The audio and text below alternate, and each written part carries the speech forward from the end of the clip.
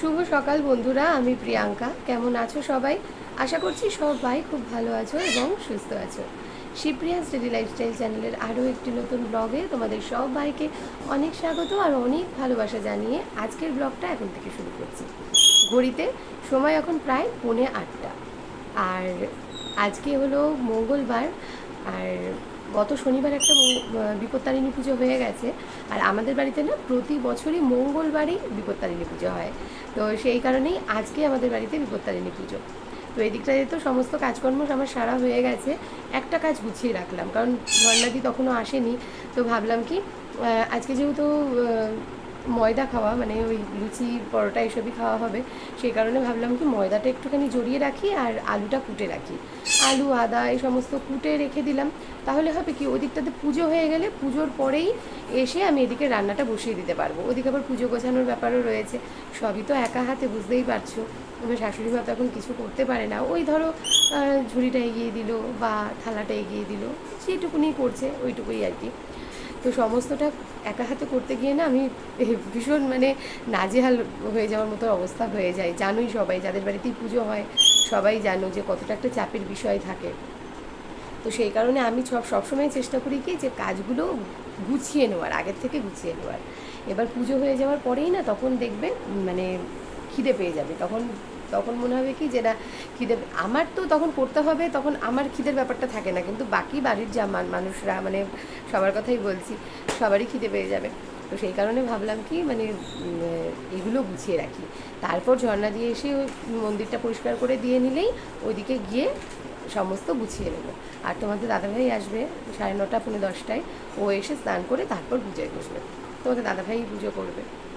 তো চলো, আজকের ব্লগটাও অনেকটাই তোমাদের ভালো লাগবে আশা করছি। তোমরা তো সবাই আমার বাড়ির পুজো দেখতে ভীষণ পছন্দ করো, তো আমি চেষ্টা করি যখনই আমার বাড়িতে ছোটোখাটো যেটুকুই পুজো হোক না কেন তোমাদের সাথে শেয়ার করতে। আশা করি আজকের ব্লগটাও তোমাদের বেশ ভালো লাগবে। আর জানো তো গতকালের ভিডিওটা আমি ওই দুপুরের পর থেকে আর কিছুই শেয়ার করতে পারিনি সেভাবে তোমাদের সাথে, কারণ তারপরে আমি ব্লগই করিনি। কালকে শরীরটা ভালোও লাগছিল না, হুট করে মাথার যন্ত্রণা কোথা থেকে হলো জানি না, মাথা নিচু করতে পারছিলাম না, খুব অসুবিধে লাগছিল, খুব অসুবিধার মধ্যে করেই গিয়ে কালকে ভিডিও এডিট করেছি। তো ভাবলাম সকাল থেকে তো অনেক কিছুই শেয়ার করেছি, তো সেই কারণেই আর ভিডিওটা কালকে আমি বড় করিনি, রাত পর্যন্ত আর টেনে নিয়ে যাইনি। তো চলো, আজকে সারাদিন কী করছি না করছি সবটাই তোমাদের সাথে শেয়ার করবো। পাশে থেকো, ভালোবাসা দিও। আর হ্যাঁ, এই যে এদিকে আমার বাবান ঘুম থেকে উঠে পড়তে বসে গেছে। আজকে আমার বাবানের সকালে পড়া নেই, বাবানের আজকে রয়েছে দুপুরবেলায় পড়া, 3টে থেকে তো বাবান 3টে থেকে পড়া রয়েছে। তো সেই কারণে তো বাবানকে আজকে আর স্কুলে পাঠাচ্ছি না, বাবান আবার আগামীকাল স্কুলে যাবে। কারেন্ট অফ হয়ে গেছে, ঘর দেখতেই পাচ্ছ একেবারে অন্ধকার, তাই ফ্ল্যাশ লাইটটাই জ্বেলে নিলাম। তো প্রতিদিনই ভাবি কানেরটা পরবো, পড়া আর হয় না। এই 2-3 দিন আগেই আমার শাশুড়িমা বলছে যে কানেরটা তো কিনলি, পড়ছিস না কেন? তাই বললাম ঠিক আছে পরবো খুনি। তো আজকে ভাবলাম যখন বাড়িতে পুজো, তাহলে বরং যে এই কানেরটাই পরা যাক। তো চলো পরে নিয়ে তারপর তোমাদের দেখাচ্ছি যে কেমন লাগছে। তো ফাইনালি আজকে আমার সোনার কানেরটা পরে নিয়েছি। এই কানেরটা মাঝে মধ্যে অল্টার্ন করে পরবো, যেটা সবসময় পরে থাকি সেটা কিছুদিন খোলা থাক, এটা পরি, আবার কিছুদিন বাদে এটা খুলে রেখে ওইটা পরে নেব। তো বেশ ভালো লাগছে, তোমাদের ভালোবাসায় এটা সম্ভব হয়েছে। নিজের রোজগারে ফাইনালি নিজের জন্য একটা সোনা কিনতে পেরেছি এবং সেটা পরতে পারছি। আর এই যে এই শাড়িটাই পরে নিয়েছি, নতুন শাড়ি পরলাম না, গরমের মধ্যে বসে কাজ করতে হবে, শাড়িটা একেবারেই লাট হয়ে যাবে। আর এই দিকটাতে দেখো ভীষণ মেঘ করে এসেছে, বৃষ্টি তো হবেই, কারণ বিপত্তারিণী পুজোর দিনকে বৃষ্টি কিন্তু হয়। তো আজকেও সেরকমটাই মনে হচ্ছে, তো দেখা যাক কি হয়। আর এদিকে দেখো আমি ওই যে বললাম আলুর দম করবো, দুপুরবেলায় লুচি করব, তার জন্য দেখো আলুগুলো ঠিক এরকম বড় বড় করে কুটে নিয়েছি। এখানে কাঁচা লঙ্কা, আদা, টমেটো সমস্ত ধুয়ে রেডি করে রেখেছি। আর ময়দাটাকেও না এই দেখো জড়িয়ে রেখেছি, যখন দুপুরবেলায় খাওয়া হবে, ভাজা হবে লুচি, তার আগে আরও একবার একটু মশটে নিলেই হয়ে যাবে। তো এগুলো এখন থাক, চলো এইবার ঠাকুর ঘরে যাওয়া যাক। তো চলে এসেছি ঠাকুর ঘরে, টুকটুক করে এদিকে কাজ গোছানো হচ্ছে আর এদিকে চন্দনটাও ঘষে নিচ্ছি। জানো তো আগে তোমাদের দাদাভাই যখন এই বিপত্তারিণী পুজো আমাদের বাড়িতে শুরু করে তখন কিন্তু মূর্তি পুজো দিয়েই শুরু হয়েছিল। তারপর আস্তে আস্তে এখন আর মূর্তি পুজো হয় না, এখন সেই ঠাকুরেরই ছবি তোলা রয়েছে, সেই ছবি দিয়েই ঘট পেতে ঠাকুরের পুজো হয়। আর এই যে দেখো সব ভাই এখানে পুজো দিয়ে গেছে, আর দিদি এখানে 13 রকম ফল 13 রকম ফুল সমস্ত কিছু একদম গুছিয়ে নিয়ে এসেছে। আর এই যে মোটামুটি আমার কিন্তু গোছানো হয়ে গেছে। আর ওই যে পাটা, ওইখানে পাটার মধ্যে কিন্তু আমাকে 13টা পান, 13টা ফল এবং 13টা সুতো ওখানে গুছিয়ে দিতে হয়, ওটা বিপত্তারিণীর পাটা।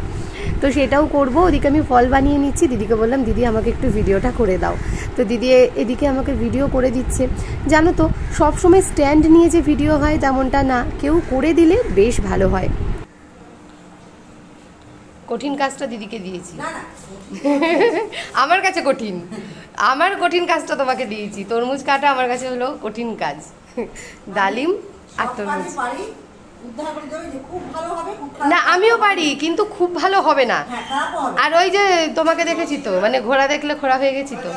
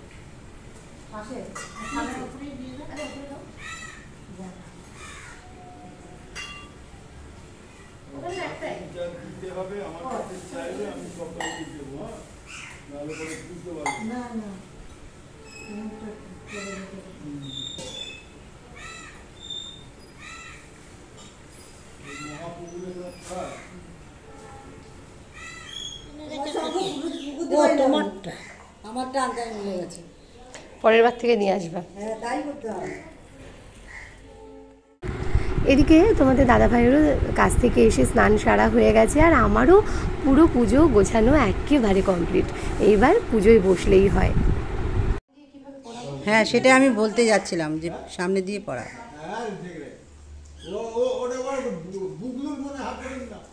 কি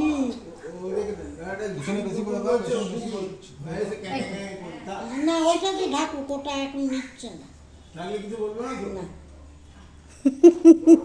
ঠিক আছে, কটা মালা আছে? দুটো মালা, দুটোই দিয়েছে। আচ্ছা আচ্ছা।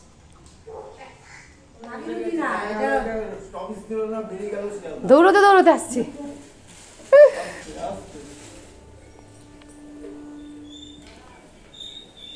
ওম বিষ্ণু ওম বিষ্ণু ওম ওম বিষ্ণুপাদর্গ সম্ভুত গঙ্গে ত্রিপাত গামিনীম ধর্মদ্রোবিতি বিক্ষাতে পাপং মে হরজন্নবি শ্রদ্ধয়া ভক্তি সম্পন্নি স্মাত দেবী জন্নবি অমৃতে নম্বুনা দেবী ভগীরথী পুনিঃ স্বস্তি নস্তার্থ অরিষ্টনেমি স্বস্তি ন বৃহস্পতি দধাতু ওম স্বস্তি ওম স্বস্তি ওম স্বস্তি ওম সূর্য সোম যমকাল সন্ধ্যে ভূতন খপ পবতি ভূমিরাকাশ কচর মরা ব্রহ্মণ শাসনমস্থায় কল্পদ্ধোনিয় সন্নিধিম ওম তস্য করুণাময় বিগ্রহম বামনোৎপলধারিণম সপ্তলিঙ্গিত বিগ্রহম শরণ্যং সুপ্রসন্নং সদকবিষ্টদায়কম এষ সচন্দন গন্ধপুষ্পম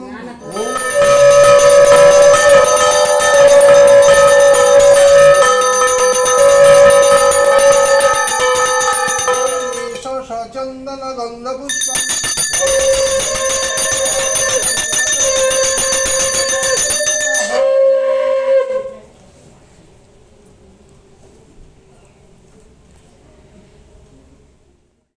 জানো তো প্রতি বছর আমাদের বাড়িতে বিপত্তারিণী পুজোতে ভোগ দেওয়া হয়। তোমরা গত বছর তার আগের বছরের ব্লগেও দেখেছো যারা আমার ভিডিও দেখো আগের থেকে তারা দেখেইছো যে বিপত্তারিণী পুজোর দিনকে আমাদের বাড়িতে কিন্তু ভোগ দেওয়া হয়। কিন্তু জানো তো এবছর আর সেটা সম্ভব হলো না, কারণ আমি একা হাতে এতটা পেরে উঠবো না। ভোগ বললেই তো আমাদের একটু আধটু হয় না, অনেকটাই হয়, যেহেতু পাড়া প্রতিবেশী সবাইকেই প্রসাদ দিতে হয়, যেহেতু ঠাকুর বাড়ি প্রত্যেকেই আশায় থাকে। তো আমার পক্ষে না, সত্যি কথা বলতে গেলে একা হাতে একেবারেই ভোগ রান্না করা সম্ভব নয়। সেই কারণেই সব দিকটা চিন্তা ভাবনা করে আমরা ভোগ দেওয়ার ব্যাপারটা এবছর স্থগিত রেখেছি। সামনের বছর যদি মা সুস্থ হয়ে ওঠেন, মা যদি আমাকে হেল্প করতে পারেন, তাহলে অবশ্যই সামনের বছর ভোগ দেওয়া হবে। না হলে মানে এবছরের মতন আর কি বন্ধ থাকলো। তো শুধুমাত্র ওই ফল প্রসাদ দিয়েই পুজোটা হচ্ছে, ফল নৈবেদ্য এই সমস্ত দিয়েই পুজো হচ্ছে। আর পুজো শেষে এই তো সবাইকে এখন সেই প্রসাদই দেওয়া হচ্ছে। দেখা যাক মায়ের কি ইচ্ছে হয়, মায়ের ইচ্ছেতেই সব হবে। ওদিকে পুজোটা যেই না শেষ হয়েছে, চরণামৃত মুখে দিয়ে সঙ্গে সঙ্গে চলে এসেছি আমি রান্নাঘরে। জলটাও এখনও খাওয়ার সময় পাইনি, আসলে দিদির ওপরেই দায়িত্বটা দিয়ে রেখে এসেছি। দিদিকে বললাম, দিদি তুমি সবাইকে প্রসাদ দিয়ে নাও, আর ওদিকটাতে আমি বরঞ্চ যাই, রান্নাঘরটাই যাই, কারণ এরপরে কিন্তু সব বাড়ি খিদে পেয়ে যাবে, তারপর সবাই মিলে খেতেও হবে। তো আলুর দমটাও তো করতে হবে, লুচিগুলো ভাজতে হবে। তো সেই কারণেই ভাবলাম যে ওদিকটা আমি সামলে নিই, এদিকটা বরঞ্চ দিদিই সামলে নিক। তো যাই হোক, দিদি ওদিকে করছে দিদির মতন, আর এদিকে আমি রান্নাটাও এসে ঝটপট বসিয়ে দিয়েছি। তারই মধ্যে দুটো কাজ সেরেছি।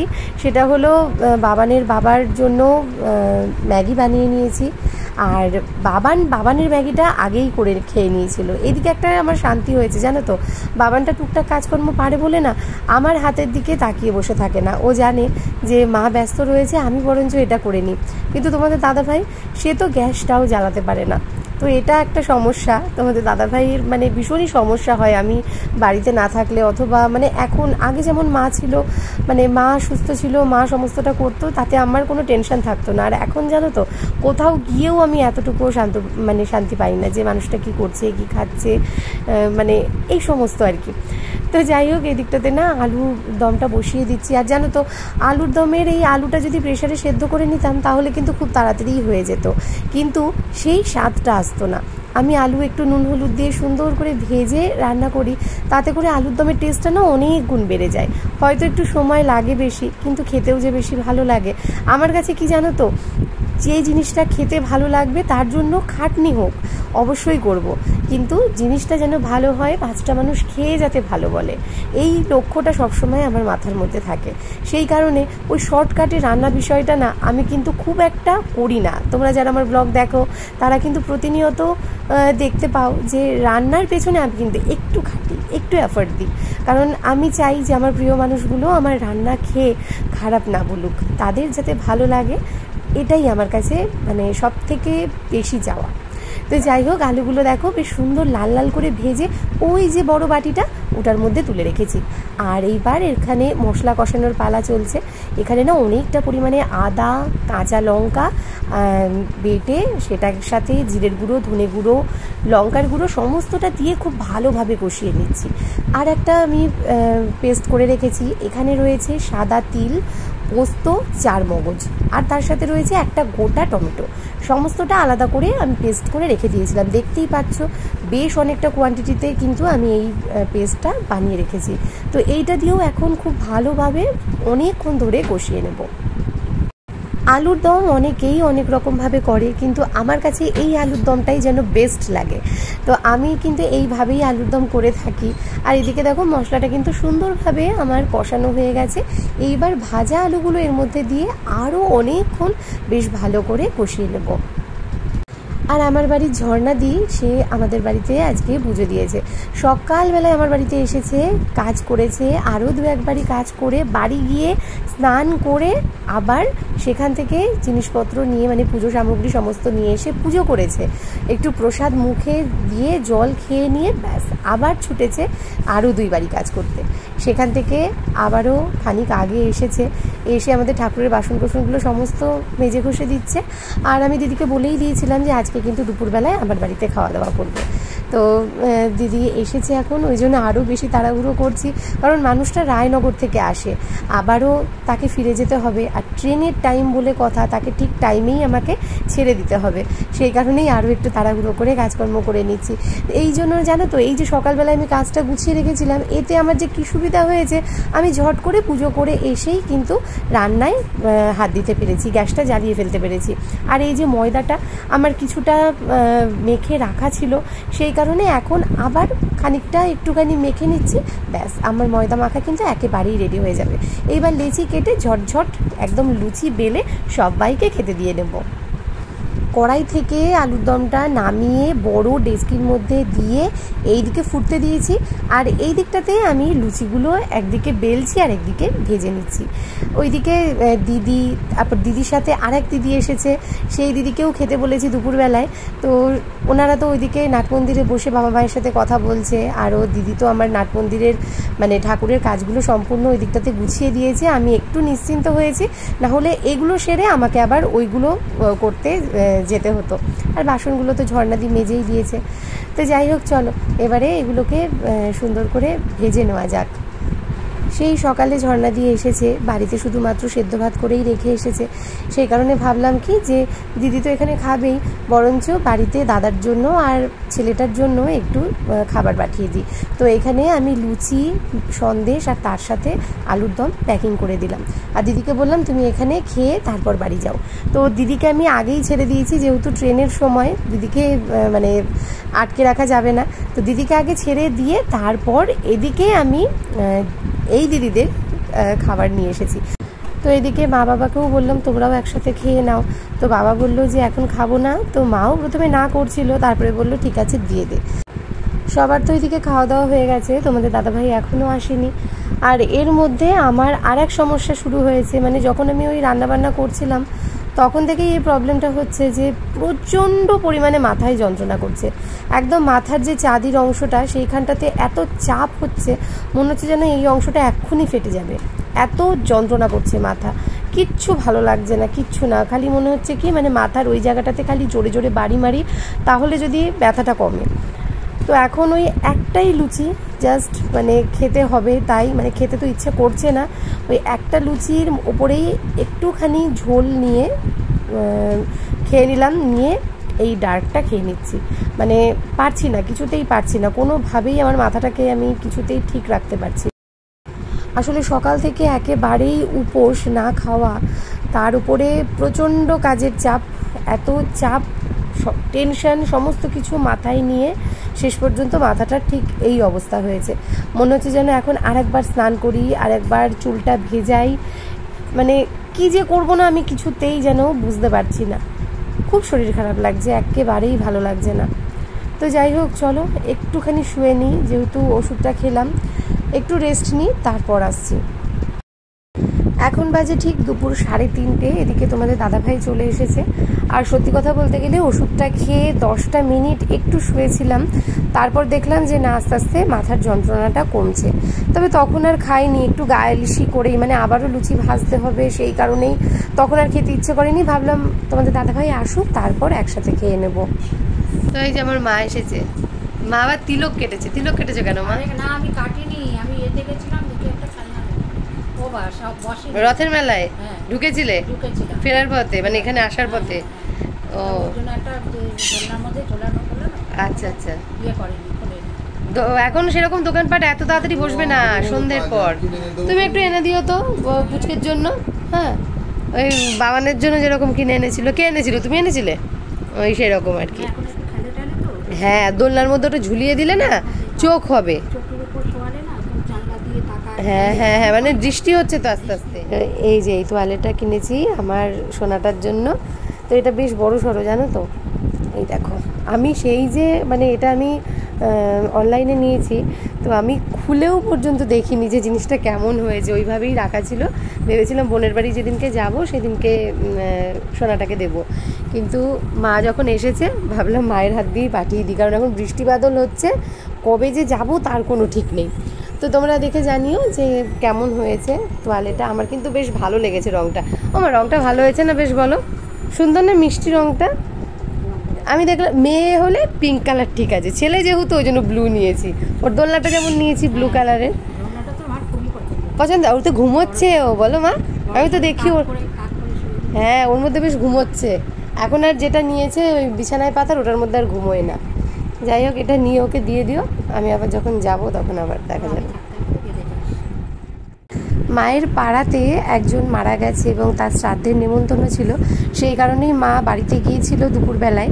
আর এই যে এখন এসেছে, মাকে বললাম মা লুচি করেছি একটু খাও। তো মা বললো না লুচি খাবো না, তুই একটু চা কর, তবে লিকার।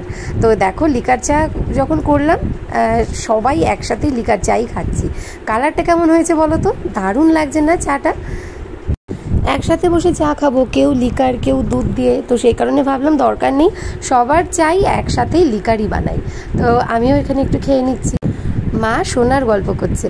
আসলে আমাদের নতুন সোনাটার নামটা না আমি যে কি বলবো আমি বুঝেই পাচ্ছিলাম না, ওকে কি বলে আমি ডাকবো। তো তারপরে আমি চিন্তা ভাবনা করলাম, আমার বাবানের নাম তো বাবান, আর বাবানের ভাইয়ের নাম তাহলে হোক বাবিন। আচ্ছা বাবিন নামটা কেমন লাগলো একটু জানিও তো। দুপুরবেলায় মাথার যন্ত্রণাটা যখন কমেছিল, খাওয়া দাওয়ার পর বসে এডিটটা শেষ করে নিয়েছি। তো এইবার প্রায় 6টা বাজতে আসছে, এইবার ভিডিওটা দিয়ে নেব। আজকে না ভিডিও আর বেশি বড় করছি না, এইখানেই শেষ করছি। সকাল থেকে অনেক ধকল গেছে, আশা করি তোমরা বুঝবে। তো মাও এখন বাড়ি চলে যাচ্ছে। তাহলে আজ আসি, আগামীকাল আসবো নতুন ব্লগের সাথে। সবাই ভালো থেকো, অপেক্ষা করো আমার নতুন ব্লগের। টাটা।